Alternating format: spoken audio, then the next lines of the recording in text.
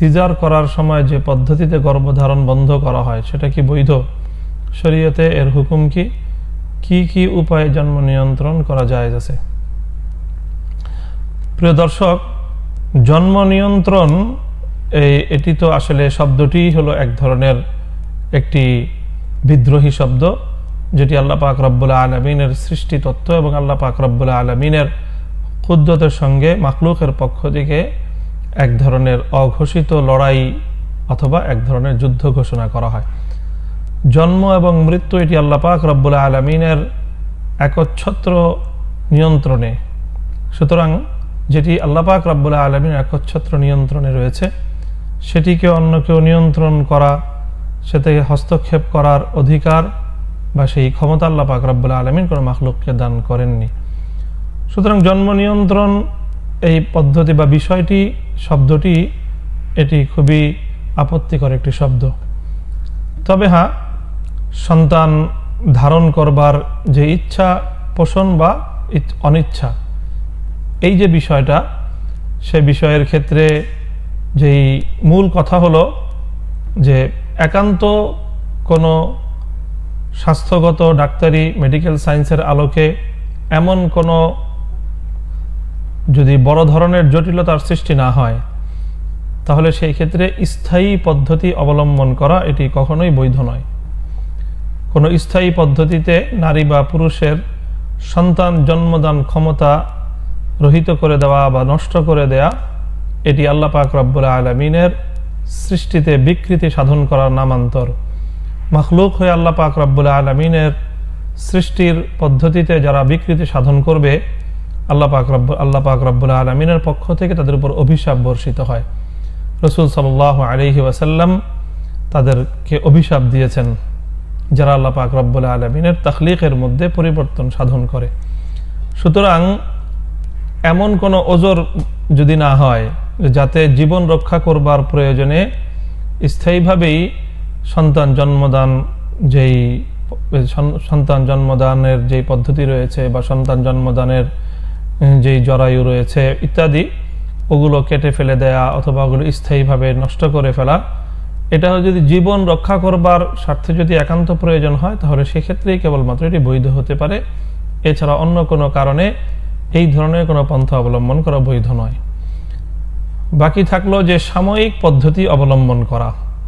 বিভিন্ন সময়ে সাময়িক কিছু কিছু পন্থা রয়েছে, যে সকল সাময়িক পদ্ধতিতে সাময়িক কিছুদিনের পন্থা অবলম্বনের মাধ্যমে সন্তান যে ধারণ সেটাকে নিরোধ করা বা সন্তান ধারণের অনিচ্ছা করা।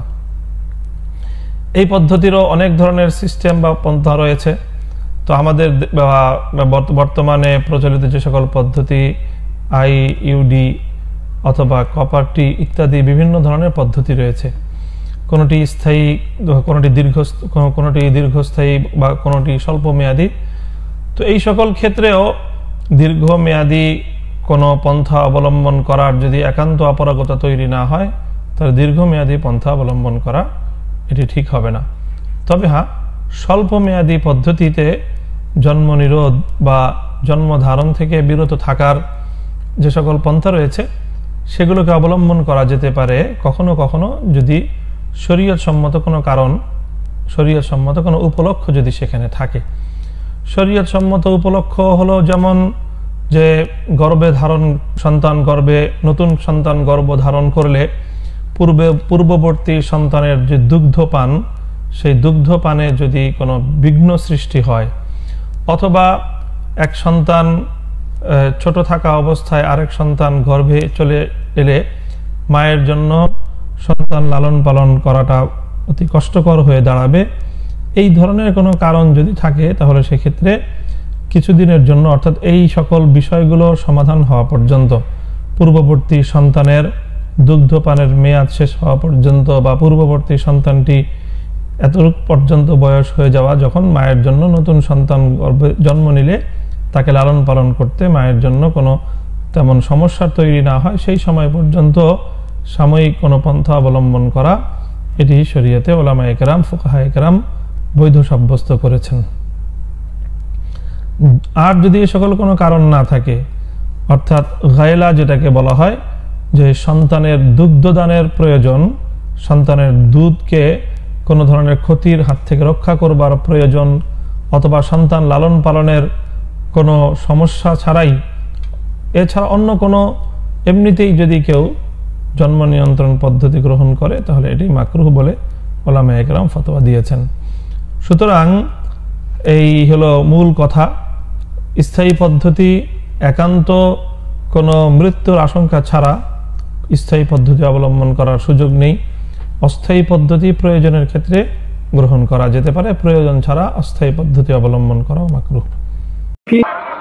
পরিবার পরিকল্পনা করবেন, কথা কয় না, করবেন। পরিবার পরিকল্পনা করা ফরজ, এটা করবেন, কোনো অসুবিধা নেই।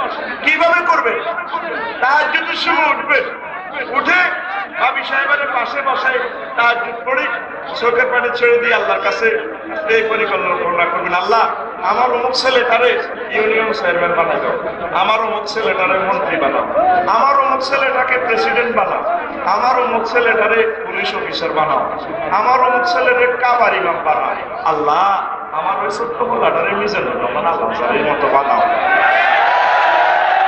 এই সমস্ত পরিবার পরিকল্পনা করা জায়েজ নয়, শুধু বরং ফরজ ওয়া কদ্দারুহা তাকদীরা। তবে ভাইয়ের মতো তবে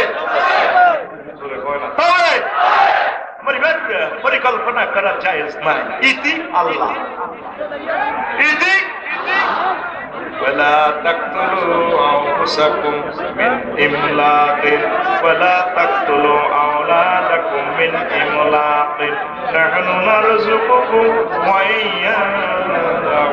বান্দা তোমরা খাদ্য সংকটের ভয়ে তোমাদের সন্তানদেরকে হত্যা করিও না, আমি আল্লাহ তোমাদেরকে খাওয়াই, তোমাদের সন্তানদেরকে আমি আল্লাহ খাওয়াই। রিজিকের মালিক কে? আপনি কেন বলেন ছেলে হোক মেয়ে হোক দুটি সন্তানের যথেষ্ট, একটি হলে আরো ভালো, আমি বলি না হলে আরো ভালো। ছেলে দেখে আল্লাহ শাহানু বলেন বান্দা আমি যাকে চাই তাকে ছেলে দিই, আমি যাকে চাই তাকে মেয়ে দিই, আমি যাকে চাই ছেলে মেয়ে দুইটা মিলাইয়া দিই, আর আমি যাকে চাই 4 নম্বরে তাকে ছেলে মেয়ে কিছু দিই না। যদি বিয়ে 3 আন করক 4 আন করক 90 বছর পর্যন্ত যত চেষ্টা স্ট্রাগল করক তার নসিবে ফুলামা ইহা নাই নাই রে। বুঝলেন কিনা? 5 নম্বরে আল্লাহ কয় বান্দা আমি যাকে চাই তাকে ছেলে মেয়ে দিই, তবে তার ভিতরে কামনায় রে। তৃতীয় লিঙ্গ এই যে আমাদের বৈষ্ণবতে বাস টার্মিনালে ভিক্ষা করে আসে না কিছু দিবি দিবি আসে না এক পার্টি, এরা কারা? এরা কারা? আরো জোরে ইসলাম না করে ঠিক না? এদের নাম জোরে কয় না, এদের নাম আরো জোরে ইসলাম না কে? তুমি কিসের পরিকল্পনা করো? তুমি পরিকল্পনা করতে লাগে দেখবা বাংলাদেশে 1 বছরে কয়টা মানুষ মরে, মরলে এই অনুসারে মানুষ প্রোডাকশন দিবে।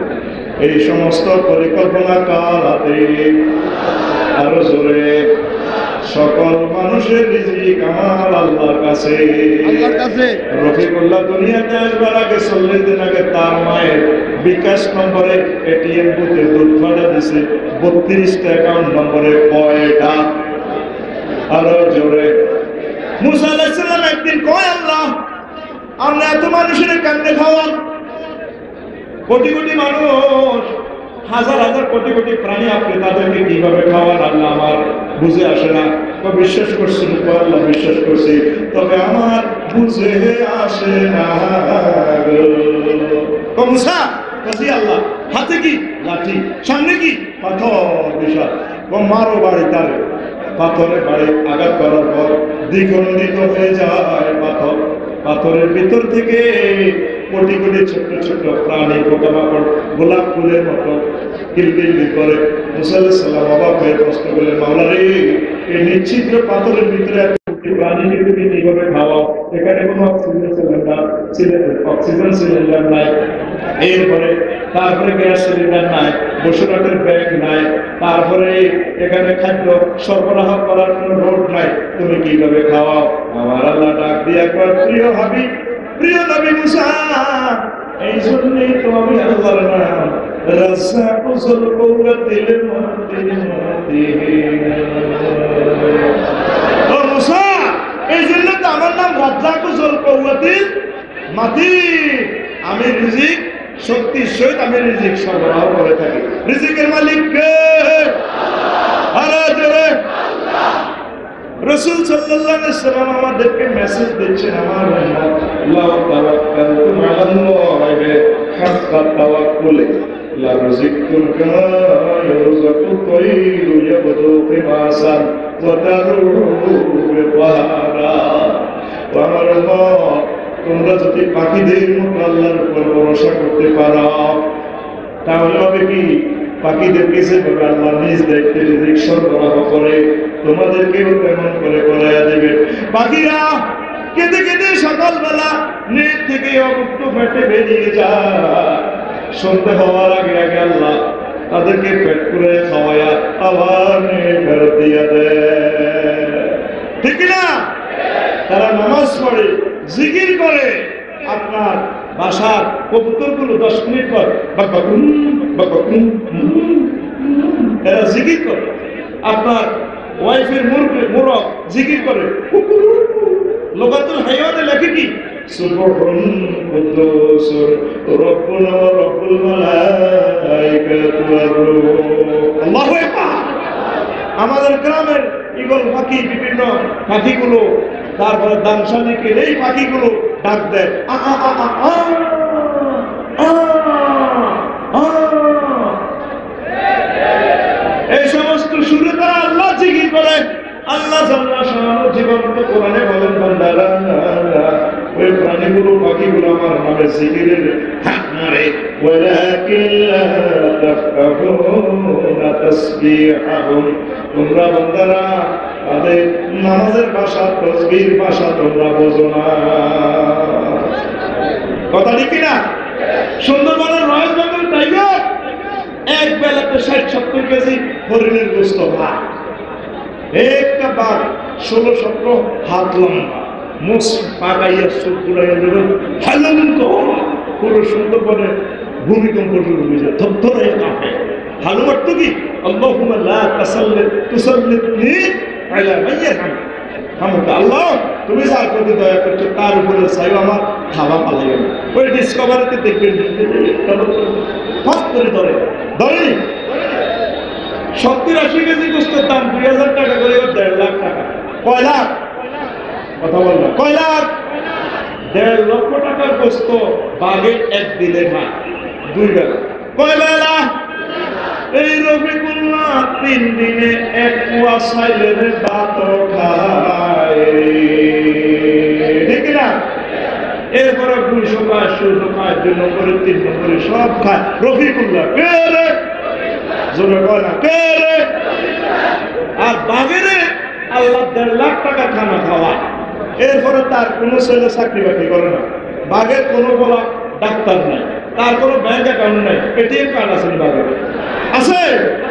কিছুই নাই, শুধু তাদের এটিএম কার্ডের নাম হচ্ছে আল্লাহর জিকির, আল্লাহর নামাজ। তোরা নামাজ না পড়ি আল্লাহর খানা খাস, আর সাইজ ভাত খাবি না।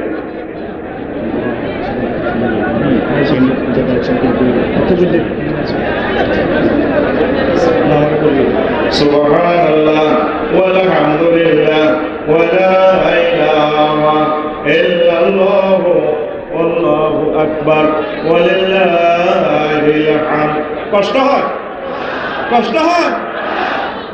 তো প্রিয় বন্ধুরা, যা বলতে চাচ্ছিলাম, তাহলে রিজিকের মালিক কে? আমরা কার উপর ভরসা করব? আপনাদের একটাই দুঃখ, হুজুর খাইতে পারি না। বসুরহাটে গেলে ময়মনব্বী মানুষ ডাক্তার সাহেবের শরীর ঢুকাইয়া কম, যারা আপনার ডায়াবেটিস কত কীর্তন, ও সকালবেলা 3 মাইল ড্যান্স দিবে, ঠিক না? আর দ্বীপ প্রহরে 2 লোকমা ভাত খাইবে। স্যার আর কি করবো? রাত্রে অর্ধেক রুটি খাইবে, ঠিক আছে স্যার, ঠিক আছে। এই কথা যদি রফিকুল্লাহ বলতো, এই কথা যদি রফিকুল্লাহ বলতো, আমার সারা বলতো ইসলামী লাড়া, হ্যাঁ আমার 3 খোলা বিদেশ, মেয়ে দুটো অস্ট্রেলিয়া বিয়ে দিছে, বসুরা 2টা মার্কেট, তুমি আমার বাপমা বিদ, ঠিক না?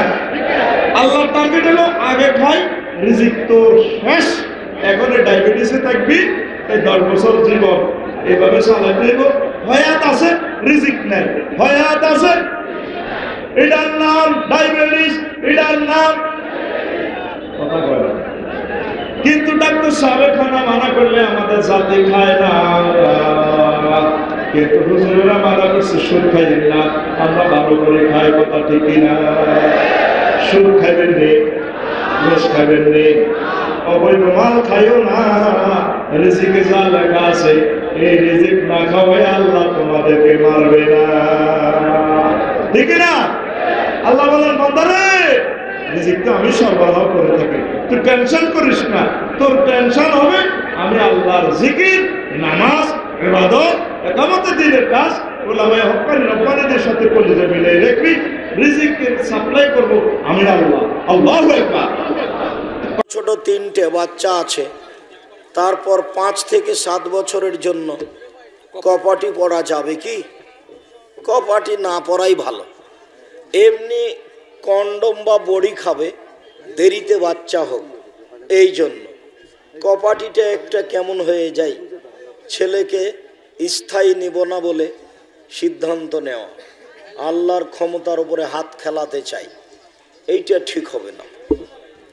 ওইভাবে ইনজেকশন করাও ঠিক হবে না। আর ছোট্ট থেকে যদি কোরআন শিখাতেন তাহলে ভদ্র হতো, নামাজি হতো। এজন্য ছেলেবেলা থেকেই ফ্যামিলি প্ল্যানিং করবেন। ফ্যামিলি প্ল্যানিং মানে এই না how much baby you wanna take, কয়টা বেবি নিচ্ছেন, ওইটাই ফ্যামিলি প্ল্যানিং নয়। আপনার কোন ছেলেটারে মাদ্রাসায় পড়াবেন, কোনটাকে স্কুলে পড়াবেন, কোনটাকে হাফেজ বানাবেন, কোনটাকে মুফাসসির বানাবেন, কোন ছেলেটাকে দিয়ে কোন কাজ করাতে চান, কেমন করে মানুষ করতে চান, তাদের জন্য ইসলামিক কি কি বই কিনে ঘরে আনবেন, আপনার বিবিকে কোন সূরাগুলো মুখস্থ করতে বলবেন, এইটাকেই বলে ফ্যামিলি প্ল্যানিং। অনেকে বলে ফ্যামিলি প্ল্যানিং জায়েজ কিনা, জায়েজ মানে ফ্যামিলি প্ল্যানিং করা ফরজ। আপনার প্ল্যানিং পরিকল্পনা থাকার দরকার আছে না নাই? এজন্য ছোট্টবেলা থেকে ছেলে দুনিয়াতে আসলেই তাকে কোরআন শিখান, ইসলাম শিখান। ভদ্র বানাবে কে? এই কোরআনের মতো মর্যাদাপূর্ণ কিতাব পৃথিবীতে আছে? জোরে বলবেন আছে? নাই। আসসালামু আলাইকুম ওয়া রাহমাতুল্লাহি ওয়া বারাকাতুহু। আলহামদুলিল্লাহ ওয়া সলাতু ওয়া সালামু আলা রাসূলিল্লাহ ওয়া আলা আলিহি ওয়া সাহবিহি ওয়া মাওয়ালা ওয়া বা'দ। প্রিয় দর্শক, আজকের এই পর্বে আপনাদের সবাইকে স্বাগত জানাচ্ছি। একটি প্রশ্নের জবাব আমরা আজকে জানাবার চেষ্টা করব আপনাদেরকে। একজন ভাই প্রশ্ন করেছেন, জন্ম নিয়ন্ত্রণ করা ইসলামে বৈধ কিনা। দর্শক, আমরা প্রথমত এই বিষয়টির উত্তর দেওয়ার জন্য আপনাদের কাছে একটি বিষয় আগে জানাতে চাই। সেটি হলো, জন্ম নিয়ন্ত্রণ আপনি কেন করবেন, আপনি কেন করতে চাচ্ছেন, সেটি কিন্তু একটি প্রশ্ন। যদি এটি হয়, এই প্রশ্নের উত্তর যদি এটি হয় যে আমি জন্ম নিয়ন্ত্রণ করতে চাচ্ছি এ কারণে যে সন্তান জন্মগ্রহণ করলে সেই সন্তানকে আমি খাওয়াতে পারবো না, ভরণ পোষণ দিতে পারবো না, লালন পালন করার মতো অবস্থা নেই, আমার টাকা পয়সার সহায় সম্পত্তি কম, তাই আমি জন্ম নিয়ন্ত্রণ করছি। যদি আপনি এই চিন্তা থেকে আপনি জন্ম নিয়ন্ত্রণ করেন, তাহলে সেই জন্ম নিয়ন্ত্রণ করা হারাম। কারণ আমরা তখন যেন এটা বলতে চাচ্ছি বা বোঝাতে চাচ্ছি যে আসলে সন্তান জন্মগ্রহণ করলে এই সন্তানে ভরণ পোষণ দেয়া এবং খাবার দাবার দেয়া, রিজিক দেয়া, এটা আমার দায়িত্বে। আসলে কি তাই? না। রাজ্জাক কে? রাজ্জাক তো আল্লাহ সুবহানাহু ওয়া তাআলা, তিনি রিজিক দাতা, রিজিকের ফয়সালা তিনি করেন। কাজেই সেই রাজ্জাকিয়াতের দায়িত্বটা আল্লাহকে না দিয়ে আপনি নিজে নিয়েছেন। আপনি নিজে খাওয়াবেন, নিজে ভরণ পোষণ দিবেন, নিজে লালন পালন করবেন। যেহেতু করতে পারছি না তো সন্তান নিচ্ছি না, এই চিন্তা করা হারাম, এটি কাবিরা গুনাহ। কারণ আমরা কেউ আসলে মূলত কাউকে রিজিক দিতে পারি না। আমি আমার নিজের রিজিকটাও নিজে দিতে পারি না যতক্ষণ পর্যন্ত আল্লাহ সুবহানাহু ওয়া তাআলা আমাকে রিজিক দিচ্ছেন।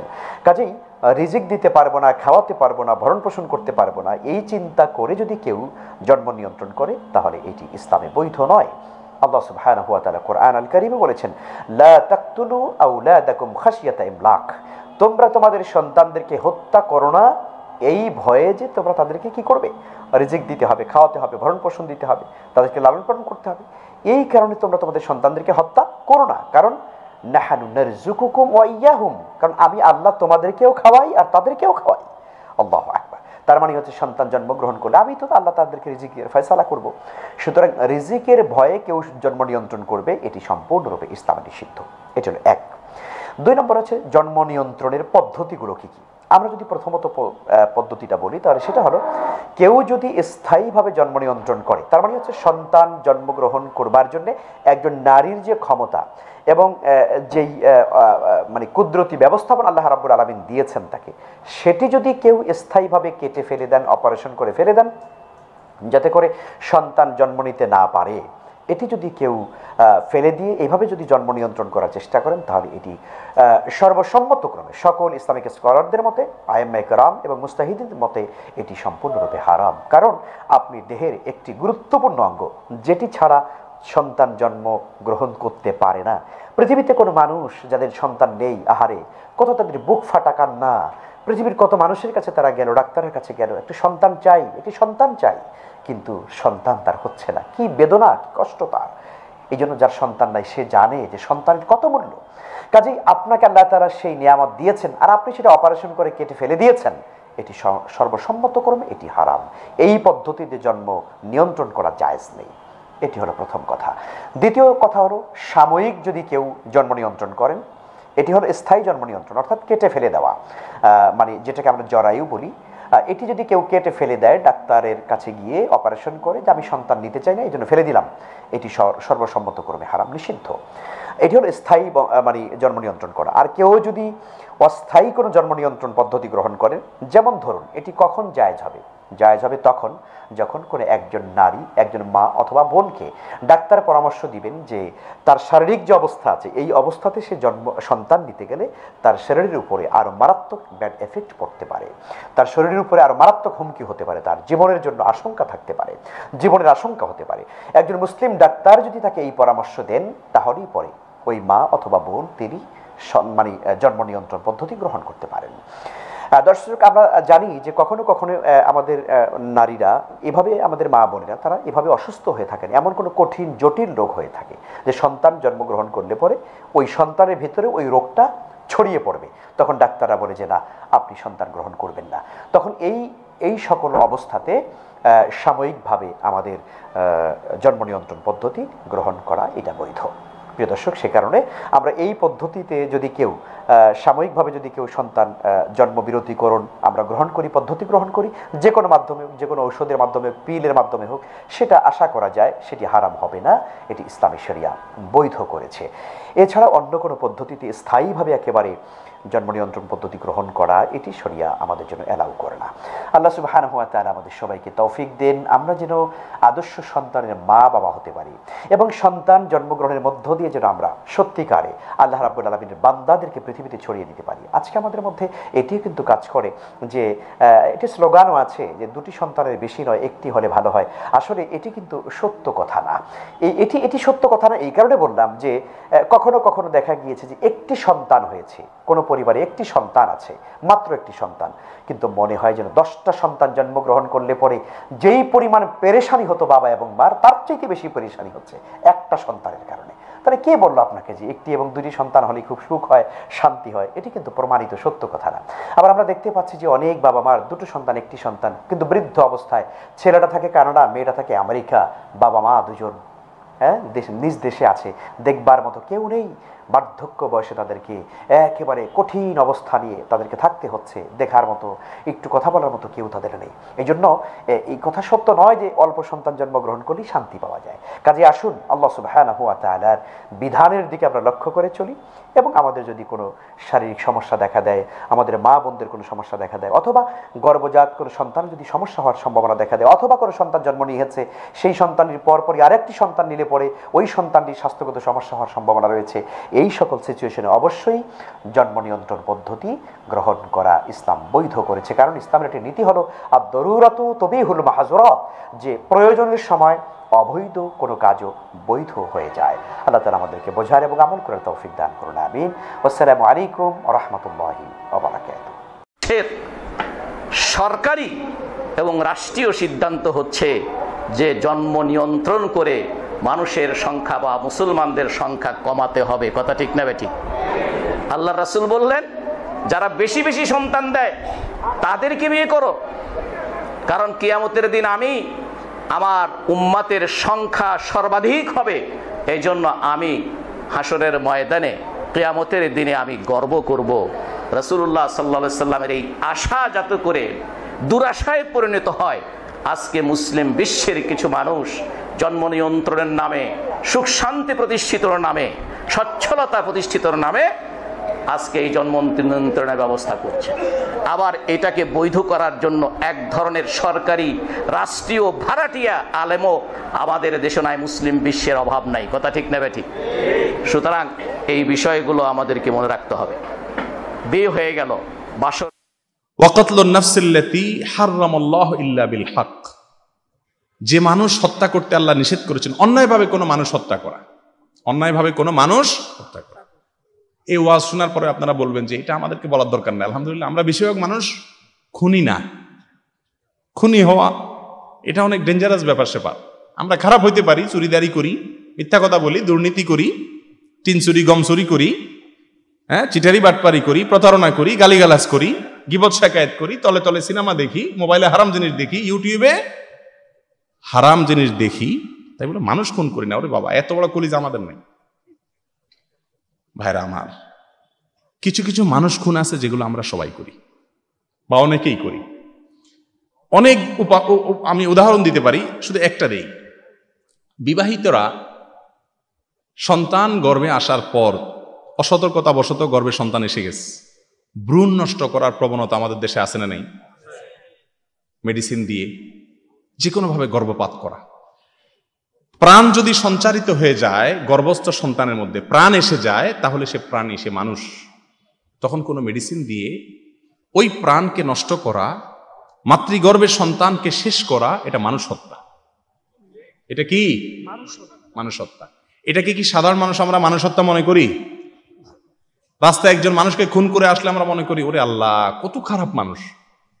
কিন্তু মেডিসিন দিয়ে মাতৃগর্ভের সন্তান নষ্ট করা হচ্ছে অহরহ, হাজার হাজার লক্ষ লক্ষ। সেই ব্যাপারে আমাদের কোনো অপরাধ বোধ। আজ যারা আমাদেরকে মানবতার সবক দেয় সকাল বিকাল, আছে না একটা গ্রুপ মানবতাবাদী, সবক শিখে আমাদের মুসলমানদের মানবতার সবক শিখে। আরে বেটা, মানবতার সবক দুনিয়াতে আনছে আমাদের রাসূল সাল্লাল্লাহু আলাইহি ওয়াসাল্লাম। তোদের 14 গোষ্ঠী মানবতার নাম শোনার আগে থেকে মানবতার দীক্ষা দিয়ে গেছে আমাদেরকে। আমরা এখন কুলাঙ্গার হয়ে গেছি তাদের। রাসূল আকরাম সাল্লাল্লাহু আলাইহি ওয়াসাল্লামের সেই অনুসরণ আমাদের মধ্যে নাই। কিন্তু আমরা জাত তো সেই জাত, মানবতার সবক যিনি গোটা বিশ্বের মানুষকে দিয়েছেন, আমরা তার উম্মত। ও মানবতার ধ্বজাধারীরা, মাতৃগর্ভে কোনো মানুষ, কোনো ভ্রূণের মধ্যে যখন, শিশুর মধ্যে যখন প্রাণ সঞ্চারিত হয়ে যায়, তার ভিতরে যখন হার্টবিট এসে যায়, কোনো মেডিসিন দিয়ে সেটাকে নষ্ট করা, গর্ভপাত করা, হাসপাতালে নিয়ে ডিএনসিসি বা অন্যান্য যে সমস্ত প্রক্রিয়া আছে এগুলোর মাধ্যমে সেটা নষ্ট করা, এটা কি মানবতাবাদী মানুষের কাজ? অথচ এই কাজগুলোর সপক্ষে তথাকথিত মানবতাবাদীদেরকে দেখবেন অবস্থান নিতে, তারা এগুলোর বিরুদ্ধে বলে। ইসলামই হলো সবচেয়ে বড় মানবতাবাদ, যে মাতৃগর্ভে থাকতে মানুষের প্রাণের মূল্য দেওয়ার কথা ইসলাম বলে। আপনি যদি জন্ম নিয়ন্ত্রণ করতে চান, বেশিরভাগ উলামায়ে কেরাম সারা বিশ্বে মত দিয়েছেন, যদি খাবার কি খাওয়াবেন এই চিন্তা থেকে আপনি জন্ম নিয়ন্ত্রণ না করে, কোনো অসুবিধা আছে, আপনার স্ত্রী এখন অসুস্থ, এমন কোনো জায়গায় আছেন এখন আরেকটা বাচ্চা হলে অসুবিধা হবে, বা একটা বাচ্চা আছে আরেকটা বাচ্চা হলে মায়ের দুধ পেতে কষ্ট হবে, মা লালন পালন করতে কষ্ট হবে, এখানে রাখার লোক নাই, এরকম কোনো যৌক্তিক কারণে আপনি সন্তান এখন নিচ্ছেন না, বিরতি দিচ্ছেন, যে কোনো ভাবে বৈধ উপায়ে 1 বছর 2 বছর 5 বছর এমনকি 10 বছর আপনি বিরতি দিচ্ছেন, এরকম জন্ম নিয়ন্ত্রণ ইসলামে জায়েজ। স্থায়ীভাবে লাইগেশন সহ যে সমস্ত পদ্ধতি সেগুলো হারাম। আবার জন্ম নিয়ন্ত্রণ যদি আপনি করেন এ উদ্দেশ্যে যে কি খাওয়াবো, এখন বেতন কম, তাহলে সেটাও হারাম। এছাড়া জন্ম নিয়ন্ত্রণ আপনি করতে পারেন, জন্ম নিয়ন্ত্রণ করেন শর্ত অনুযায়ী, কিন্তু সন্তান যদি মাতৃগর্ভে চলে আসে আর সন্তানের মধ্যে যদি হার্টবিট চলে আসে, প্রাণ চলে আসে, তারপরে সেই সন্তান নষ্ট করা জায়েজ, এটা মানুষ হত্যার শামিল। আল্লাহ তাআলা আমাদেরকে বেঁচে থাকার তৌফিক দান করুন। আরো বহুভাবে আমরা মানুষ হত্যা করি, একটা শুধু বললাম, সময় নেই। তাহলে ধ্বংসাত্মক কর্মকাণ্ড সময়ের মধ্যে 3 নম্বর হলো মানুষ হত্যা করা। আল্লাহ তাআলা আমাদের সবাইকে হেফাজত থাকার তৌফিক দান করুন। কোনো অপরাধের কথা যখন শুনবেন, যদি দেখেন যে সে অপরাধ আপনার মধ্যে নাই, আত্মতৃপ্তি বা অহংকার না করে আল্লাহর কাছে শুকরিয়া আদায় করবেন। আলহামদুলিল্লাহ, আল্লাহ তুমি আমাকে বাঁচাইছো, আমি খুনি হই নাই, তবে আমার অজান্তে কতভাবে খুনের মতো অপরাধ হয়ে যাচ্ছে আমি জানি না, আল্লাহ তুমি আমাকে হেফাজত করো। আমরা পানা চাইবো। নাম্বার 4, তো ইসলামে পরিবার পরিকল্পনার অনুমোদন আছে কি না, এবং সাধারণত কেন লোকেরা এমটিপি অর্থাৎ মেডিকেল টার্মিনেশন অফ প্রেগন্যান্সিকে টিএল অপেক্ষা বেশি পছন্দ করে থাকে, এবং তাদেরকে টিএল এর ব্যাপারে রাজি করানো বেশ কঠিন, অথচ এমটিপি করানো অনেক সহজ, কেন এমন হয়? বোন ডাক্তার তাই অনেক শব্দ সংক্ষেপ এমটিপি টিএল ব্যবহার করেছেন। বেশিরভাগ শ্রোতা এগুলো নাও বুঝতে পারেন, তবে আমি নিজে ডাক্তার হয় বুঝতে পারছি তিনি কি বোঝাতে চাচ্ছেন। বোন প্রশ্ন করেছেন ইসলামে পরিবার পরিকল্পনা সম্পর্কে, যে কেন মুসলিমদের টিএল অর্থাৎ টিউবার লাইগেশন মানে স্থায়ী পরিবার পরিকল্পনা পদ্ধতির চেয়ে এমটিপি অর্থাৎ মেডিকেল টার্মিনেশন অব প্রেগন্যান্সিতে রাজি করানো সহজ। দুটোর উত্তর একসঙ্গে দিচ্ছি। পরিবার পরিকল্পনা একটা অত্যন্ত বড় এবং ব্যাপক ধারণা, পরিবারের পরিকল্পনা, এবং মূলত লোকেরা পরিবারের পরিকল্পনা করে সন্তানদের আগমন বন্ধ করতে চায়। তাহলে এক্ষেত্রে ইসলামে কি বলা হয়েছে? পরিবার পরিকল্পনার স্থায়ী যে সকল পদ্ধতি রয়েছে, হতে পারে এটা টিউবার লাইগেশন টিএল যেটা বলেছেন, হতে পারে ভ্যাসেক্টমি, তবে যে কোনো স্থায়ী পরিবার পরিকল্পনা পদ্ধতি ইসলামে নিষিদ্ধ। দ্বিতীয়ত, যে কোনো ধরনের গর্ভপাত, যে কোনো MTP medical termination of pregnancy এটা নিষিদ্ধ, কারণ মায়ের জীবনের জন্য ঝুঁকিপূর্ণ না হওয়া সত্ত্বেও আপনি একটা জীবন হত্যা করছেন। যদি মায়ের জীবন ঝুঁকিপূর্ণ হয়ে পড়ে, এ কারণে যে ইতিপূর্বে তার কয়েকবার অপারেশন করা হয়েছে, এবং ডাক্তাররা যদি বলেন যে তার 4-5 বার অপারেশন করা হয়েছে, আরো একবার করলে তার জীবন ঝুঁকিপূর্ণ হতে পারে, অথবা তার হার্টের কোনো সমস্যা থাকলে এবং সে আর গর্ভধারণের কোনো কষ্ট সহ্য করতে না পারলে, সেক্ষেত্রে ইসলামী শরিয়ার বক্তব্য হচ্ছে বড় ক্ষতি রোধ করার জন্য ছোট ক্ষতি মেনে নেওয়া ভালো। মায়ের জীবন পৃথিবীতে আসতে যাওয়া সন্তানের জীবনের চেয়ে বেশি মূল্যবান। এহেন পরিস্থিতিতে শেষ ব্যবস্থা হিসেবে এসব পদ্ধতি ব্যবহার করা যেতে পারে। যে কোনো ধরনের স্থায়ী পদ্ধতি হোক, তা টিউবার লাইগেশন, হতে পারে ভ্যাসেক্টমি, কিংবা হতে পারে মেডিকেল টার্মিনেশন অফ প্রেগন্যান্সি, তা কেবল এইসব ক্ষেত্রে ব্যবহার করা যাবে, অন্য কোনো ক্ষেত্রে ব্যবহারের অনুমতি নেই। কেন নিষিদ্ধ এই সকল পদ্ধতি? কারণ পবিত্র কোরআনে বলা হয়েছে, সূরা আনাম অধ্যায় নম্বর 6 আয়াত নম্বর 151, স্বীয় সন্তানদেরকে দারিদ্র্যের ভয়ে হত্যা করো না, কারণ আল্লাহ সুবহানাহু ওয়া তাআলা তোমাদের ও তোমাদের সন্তানদের আহার দেবেন। আল্লাহ আবারও বলেছেন সূরা ইসরা সূরা নম্বর 17 আয়াত নম্বর 31, দারিদ্র্যের ভয়ে তোমাদের সন্তানদের হত্যা করো না, তোমাদের সন্তানদের ও তোমাদেরকে আল্লাহ জীবনোপকরণ দেবেন। সন্তান হত্যা করা হচ্ছে কঠিন পাপ। সুতরাং এই আয়াত অনুযায়ী যে কোনো মানুষকে হত্যা করা নিষিদ্ধ, এমনকি যে শিশু পৃথিবীতে আসছে তা সহ সব রকম মানুষ হত্যা করা নিষিদ্ধ। অন্যান্য অস্থায়ী পদ্ধতি গ্রহণের ব্যাপারে আলেমগণের মধ্যে মতভেদ রয়েছে। প্রথমে সবচেয়ে প্রচলিত হচ্ছে কপার টি। আর এই কপার টি আমি যখন পড়তাম মেডিকেল কলেজে তখন শিখেছিলাম এটা হচ্ছে একটা জন্ম নিরোধক। কিন্তু কপার টির ক্ষেত্রে কি ঘটে? ডিম্বাণু ও শুক্রাণু মিলে ইতোমধ্যেই তৈরি করে ফেলেছে জাইগোট। কিন্তু এই কপার টি জাইগোটকে জরায়ুর দেয়ালে ঝুলে থাকতে বাধা দেয়, মাতৃগর্ভের দেয়ালে লেগে থাকতে বাধা দেয়। তাই এটা খুবই আগাম গর্ভপাত ছাড়া কিছুই নয়। সুতরাং ইসলাম মতে যারা চিকিৎসা বিজ্ঞান সম্পর্কে জানেন তাদের ধারণায় কপারটিও নিষিদ্ধ। অন্যান্য অস্থায়ী পদ্ধতিগুলোর ব্যাপারে হতে পারে কন্ডম, হতে পারে অন্যান্য কোনো পদ্ধতি, মত পার্থক্য আছে। একদিন এক ব্যক্তি আমাদের নবীর কাছে এসে বললেন যে আমি করে থাকি আজল অর্থাৎ রতি বিরতিকরণ, এমন অবস্থায় বন্ধ করি যাতে নির্গত তরল স্ত্রী দেহে প্রবেশ করতে না পারে। এবং নবী চুপ ছিলেন। যেসব লোক কোন অস্থায়ী ব্যবস্থার পক্ষে তারা বলেন নবী চুপ ছিলেন মানে অনুমতি দিয়েছেন, অন্য দল বলছে নবী চুপ ছিলেন মানে অনুমতি দেননি। মতপার্থক্য রয়েছে। তবে এখন আমি ফিরে যাব, কেন একজন মানুষ পরিবার পরিকল্পনা গ্রহণ করতে চায়, এটাই আমার মূল প্রশ্ন। সাধারণত একজন ডাক্তার কারো মাথা ব্যথা হলে তাকে অ্যাসপিরিন দেন, ক্রোসিন দেন। এটা কিন্তু প্রতিকার নয়, এটা একটা লক্ষণ ভিত্তিক চিকিৎসা। ব্যথার মাত্রাটা বাড়িয়ে দেয় যাতে আপনি ব্যথাটা অনুভব করেন না, কিন্তু এটা রোগের প্রকৃত নিরাময় নয়। জীবাণু ধ্বংস করাই হচ্ছে নিরাময়ের সর্বোৎকৃষ্ট উপায়। সুতরাং প্রথমে আমাদেরকে খুঁজে বের করতে হবে কেন মানুষজন পরিবার পরিকল্পনা গ্রহণ করতে চায়। যেসব কারণ খুঁজে পাওয়া যায় সেগুলোকে দুটো বড় ক্যাটাগরিতে ভাগ করা যায়। প্রথম ক্যাটাগরি হচ্ছে দারিদ্র। আপনি জানেন আমি দরিদ্র, যদি আমার অনেক সন্তান হয় তাহলে আমার নুনান্তে পান্তাপূর্ণর অবস্থা, অনেক সন্তান হলে মারাই পড়বো। অপর দলটা হচ্ছে ধনী, আমার অনেক টাকা আছে, তবে আমি আমার সন্তানকে ডাক্তার বানাতে চাই, আমার সন্তানকে ইঞ্জিনিয়ার বানাতে চাই। তারা এজন্যই পরিবার পরিকল্পনা করেন যাতে সন্তানকে ভালোভাবে মানুষ করতে পারেন। ইনশাল্লাহ দুটোই আলোচনা করব। প্রথম ক্যাটাগরির মানুষের কথা বলি, তারা দরিদ্র শ্রেণীর। ইসলামে এই সমস্যার সমাধান রয়েছে। ইসলাম ধর্মের তৃতীয় স্তম্ভ হচ্ছে জাকাত। প্রত্যেক ধনী ব্যক্তি যাদের সম্পদ নিসাব লেভেলের উপরে আছে, যাদের আছে 85 গ্রামের বেশি স্বর্ণ বা সমপরিমাণ, তাদের প্রত্যেক চান্দ্র বছরে অতিরিক্ত সম্পদের 2.5% দান করতে হবে। প্রত্যেক ধনী ব্যক্তি যদি জাকাত দেয় দুনিয়া থেকে দারিদ্র ঘুচে যাবে, একটি মানুষও আর না খেতে পেয়ে মারা যাবে না। সুতরাং যদি আপনার সমস্যা দারিদ্র হয়ে থাকে, ইসলামে তার সমাধান আছে। এবং যে ব্যক্তি জাকাত নেবে সমাজে সে ছোট হয়ে যাবে না। আর যে ধনী ব্যক্তি জাকাত দেন তিনি দরিদ্রকে দয়া করছেন না, কারণ সম্পদ আল্লাহর দান, জাকাত দেয়া তার কর্তব্য। তিনি গরিবদের করুণা করছেন না। এবং গরিব লোকেরা যখন জাকাত নেয় এটা কোনো করুণা ভিক্ষা নয়, বরং এটা তাদের অধিকার। সুতরাং দারিদ্র্য যদি সমস্যা হয় তাহলে আমাদের বাধ্যতামূলক দান অর্থাৎ জাকাত দিয়ে এর সমাধানের উপায় আছে। বিশ্বের সকল ধনী মানুষ যদি জাকাত দেয় দারিদ্র্য দূর হয়ে যাবে এবং একজন মানুষ আর ক্ষুধার জ্বালায় মারা যাবে না। এখন আসি কোরআনের আয়াতে, যা আমি আগে বলেছি, দুটো আয়াত, সূরা আনাম অধ্যায় 6 আয়াত নম্বর 151 এবং সূরা ইসরা অধ্যায় নম্বর 17 আয়াত নম্বর 31। উপর থেকে দেখতে একরকম মনে হলেও চক ও পনিরের পার্থক্য আছে। প্রথম আয়াত সূরা আনাম অধ্যায় 6 আয়াত নম্বর 151 বলছে, স্বীয় সন্তানদের হত্যা করো না দারিদ্র্যের কারণে, কারণ আল্লাহ সুবহানাহু ওয়া তাআলা তোমাদের ও তোমাদের সন্তানদের আহার দেবেন।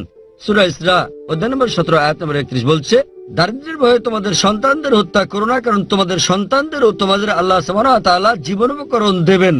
একটু পরিবর্তন হয়েছে। প্রথম আয়াতে বলা হয়েছে তোমাদের ও তোমাদের সন্তানদের, সূরা ইসরায় বলা হয়েছে তোমাদের সন্তানদের ও তোমাদের। বাহ্যিক দিক থেকে দেখলে দুটো আয়াত একই। এখন প্রশ্ন হচ্ছে কেন আল্লাহ সুবহানাহু ওয়া তাআলা স্থান বদল করলেন? সবকিছুর পেছনে রয়েছে হিকমত। সুতরাং আলেমগণ, মুফাসসিরগণ বলেন যে প্রথম আয়াত সূরা আনাম অধ্যায় 6 আয়াত 151-তে দরিদ্রদের কথা বলা হয়েছে। জানেন আমাদের ভাবনা বেশি সন্তান থাকলে আমরা এমনকি আমাদের সন্তানরাও মারা পড়বে। তাই সর্বশক্তিমান আল্লাহ বলেন চিন্তা করো না, স্বীয় সন্তানদের দারিদ্র্যের কারণে হত্যা করো না, আল্লাহ তোমাদের ও তোমাদের সন্তানদের আহার দেবেন। প্রথম আয়াতটা দরিদ্রদের জন্য, দ্বিতীয় আয়াত হচ্ছে ধনীদের জন্য। আর আমার কোনো আর্থিক সমস্যা নেই, তবে আমার ইচ্ছা আছে আমার সন্তান সংখ্যা কম হলে আমি তাদের ডাক্তার বানাবো, তাদেরকে ইঞ্জিনিয়ার বানাবো। তাই আল্লাহ বলেন দারিদ্র্যের কারণে তোমাদের সন্তানদেরকে হত্যা করো না, আল্লাহ তোমাদের সন্তানদের ও তোমাদেরকে আহার দেবেন। অর্ডার বদলে গেল। যারা ধনী অর্থাৎ দ্বিতীয় ক্যাটাগরির মানুষ, তাদের সমস্যার সমাধানটা কি? শুধু আপনাদের অবগতির জন্য বলছি, আমি আমার পিতামাতার 5ম সন্তান। যদি তারা পরিবার পরিকল্পনা করতেন আমার জন্মই হতো না। আপনার মতে আমি কি সমাজের জন্য আশীর্বাদ না অভিশাপ? আপনি জানেন বিশ্বের সমাজে শ্রেষ্ঠ পেশা ডাক্তার, চিকিৎসক। সবচেয়ে ভালো পেশা ডাক্তার, এর চেয়ে ভালো কিছু নেই। আলহামদুলিল্লাহ পিতামাতার 5ম সন্তান হয়েও আমি ডাক্তার হয়েছি। তবে আমি ডাক্তার হয়েছি মানুষের সেবার জন্য। কিন্তু যখন আরো ভালো পেশা পেলাম, আল্লাহ বলেন সূরা ফুসিলাত অধ্যায় 41 আয়াত নম্বর 33-এ, ওয়ামান আহসানু কাওলাম মিম্মান দাআ ইলাল্লাহি ওয়া আমিলা সালিহান ক্বালা ইন্নানি মিনাল মুসলিমিন। তার কথা হচ্ছে কার কথা উত্তম হতে পারে যে মানুষকে আল্লাহর পথে ডাকে, ভালো কাজ করে এবং বলে যে আমি মুসলিম। যখন আমি আরো ভালো পেশা পেলাম, আমি শরীরের ডাক্তার হওয়ার থেকে হয়ে গেলাম আত্মার ডাক্তার। আমি যদি ডাক্তার থাকতাম আমি নিশ্চিত এখানে 1 লাখেরও বেশি মানুষ আছেন, তারা আমার কথা শুনতে আসতেন না। তারা এখানে এসেছেন কারণ আমি দেহের ডাক্তার থেকে আত্মার ডাক্তার হয়েছি। তাই আপনাদের কাছে আমার প্রশ্ন, আমি আমার পিতামাতার 5ম সন্তান, আমি কি সমাজের জন্য আশীর্বাদ না অভিশাপ হয়েছি?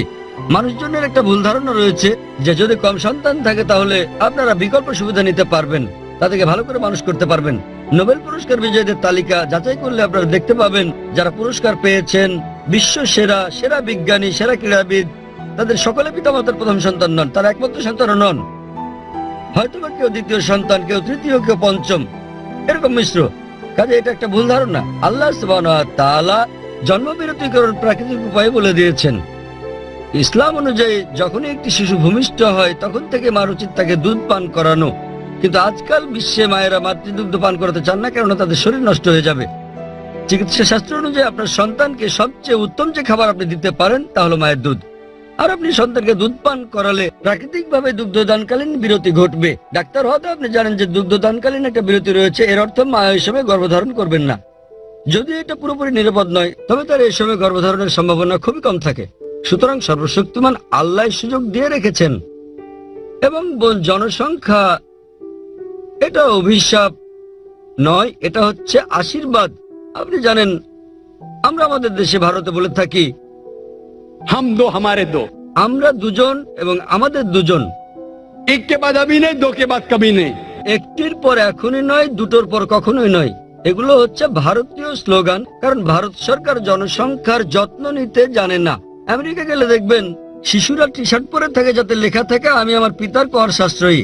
যত বেশি সন্তান থাকবে আপনাকে তত কর কম দিতে হবে। আপনি অস্ট্রেলিয়া যান কিংবা কানাডা গেলে দেখবেন শিশু জন্ম নিলেই সরকার তাদের ভাতা দেয়। প্রতিটি শিশুর জন্য প্রতি মাসে আপনি ভাতা পাবেন। সুতরাং আমেরিকা, অস্ট্রেলিয়া, কানাডার সরকার তাদের জনসংখ্যাকে উৎসাহিত করছে। ভারত সরকার কেন অনুৎসাহিত করছে? তাহলে সমস্যাটা সরকারের নীতিগত, জনসংখ্যা নয়। আপনি জানেন কিনা এখন দুটো দেশ যারা সুপার পাওয়ার হওয়ার জন্য প্রতিযোগিতা করছে, এরা হচ্ছে চীন আর ভারত। বিশ্বের সবচেয়ে বেশি জনসংখ্যা চীনের, দ্বিতীয় ভারত। বর্তমানে ভারত ও চীন সুপার পাওয়ার হওয়ার জন্য প্রতিযোগিতা করছে। কেন? কারণ চীন ভারত উভয় দেশেরই বিপুল জনশক্তি রয়েছে। যখন আমি বলি জনশক্তি, এর মানে মানুষের শক্তি, তাতে নারীরাও আছেন। চীন এবং ভারতের জনশক্তি আছে, সে কারণে আজ আপনারা দেখেন আমেরিকা এই দেশে বিনিয়োগ করছে, লক্ষ্য করবেন পশ্চিমা দেশে বিনিয়োগ করছে, শেয়ার বাজার বাড়ছে। কেন? জনসংখ্যার জন্যই। সুতরাং জনসংখ্যা এটা একটা আশীর্বাদ, অভিশাপ নয়। তাই আপনি যদি চান আপনার সন্তান হবে ডাক্তার বা ইঞ্জিনিয়ার, ভাববেন না আপনি জানতেন না আপনার পঞ্চম সন্তানটি ডাক্তার হবে কিংবা ইঞ্জিনিয়ার হবে। তবে এর অর্থই নয় যে আপনার আরো সন্তান থাকলে তাদেরও বেশি সুযোগ দিতে পারতেন। তৃতীয় আর একটা ক্যাটাগরি, এটা একটা একক ক্যাটাগরি।